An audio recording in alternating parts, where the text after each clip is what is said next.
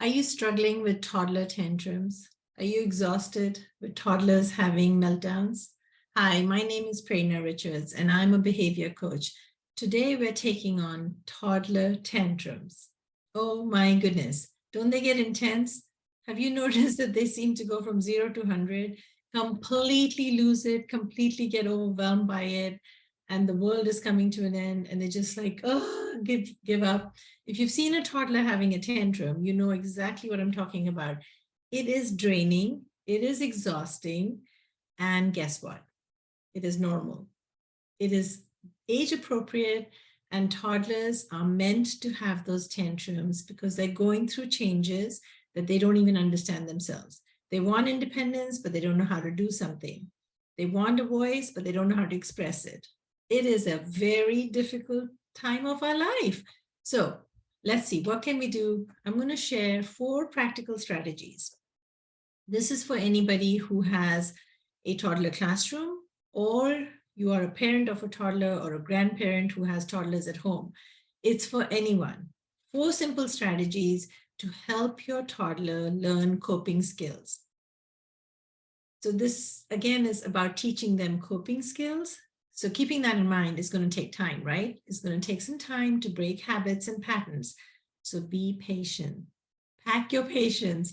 This is not about just fixing it in the moment. This is not about just addressing it in the moment. Keep that in mind as you look at these 4 strategies. It's going to take some work from you, consistency, and following through. So my 4 basic steps. Are you ready? Here we go. The first one is you have got to remain calm. If we can just understand that toddler tantrums is normal, it's age appropriate, and it's just a way of them to learn a skill that they haven't mastered yet. So keep that mind frame, right? So don't get reactive, because if you're reactive, you can't help them. I like to think of it like this: download your calm, don't upload their stress. So download your calm on them, don't upload their stress. Don't get tangled up when the tantrum happens. That's the first step. Keep calm. The second step is make sure you give them warnings. Toddlers have a really hard time understanding time and space. And so they're in the moment, they're in the zone. So if you start with a warning in 10 minutes, in 5 minutes, in 3 minutes, you give them several warnings. And if they're very engrossed in play, or if they're engrossed in an iPad, this happened actually last week in a classroom. They had the iPad time and the toddler wasn't ready to give it up, and he had a complete meltdown. So if he's engrossed or she's engrossed in play or the iPad time, go walk up to them, make eye contact. So even if you have to pause the video, pause the play, just even putting a gentle hand on their knee or something, make eye contact and just say, in 5 minutes, this is going to turn off. You have a choice. Either you can turn it off in 5 minutes or I can do it. But in 5 minutes, this is turning off. Okay. So you get them to acknowledge it.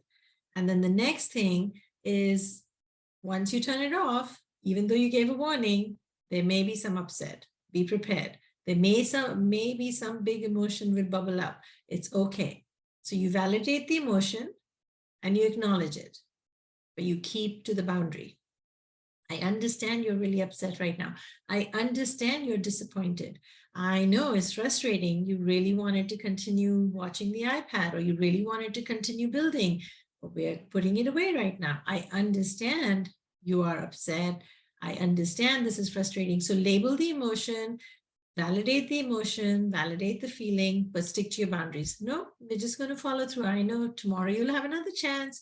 Now it's time to share, or tomorrow's another day. So you hold the boundary, but you validate. Quite often the behaviors get really intense when children don't feel like they're being understood or being validated, right?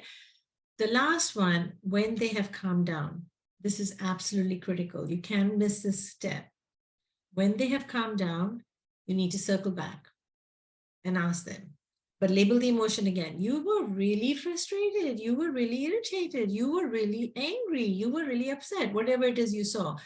Use a wide vocabulary of emotions, and that gives them emotional literacy, right? So label the emotion. You were really upset. What happened? How were you feeling? How did that make you feel? So asking them the question, what happened? Oh yeah, I know. We wanted to play with the iPad and I turned it off. How did that make you feel? I didn't like it. I was upset. Whatever it is, encourage them to share what they were feeling and then talk about the next time. The next time we have to do this, what can we do? The next time that we have to turn off the iPad or you have to give up playing or you're not ready to finish, what can we do the next time? Because you know you'll always have more chances, right? But what can we do the next time?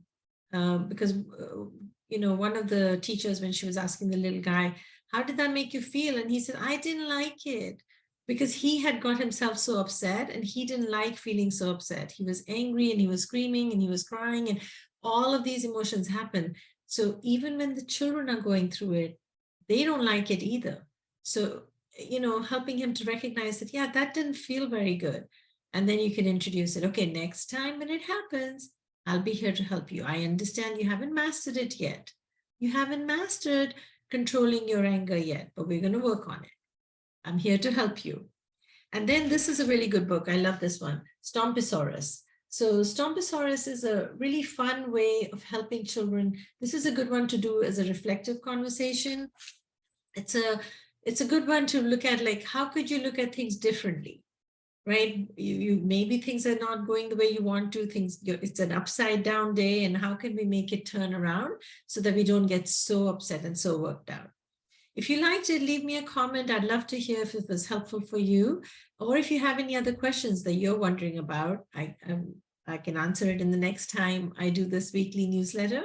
And if you liked, please subscribe and share the channel with other teachers and educators. So just to recap, the 4 steps: remain calm, give a warning, validate and acknowledge the emotions, but stick to your boundaries. And lastly, have a reflective conversation. So those are the 4 steps to manage tantrums and to help children learn skills. It's also self-regulation, right? So we need practice time for self-regulation.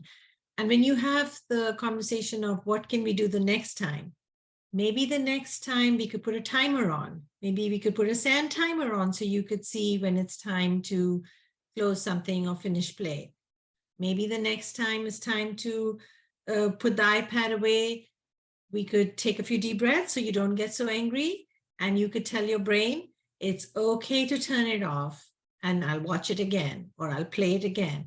Or if it's time to share, it's okay. So talk to them about the self-talk. So that could be the reflective conversation you're having, like, next time it's really hard for you to give up something, maybe you could tell your brain, it's okay, I'll have more chances. It's okay that if I share, it's okay that, telling their brain. So I hope that was helpful, and see you next time. Thanks.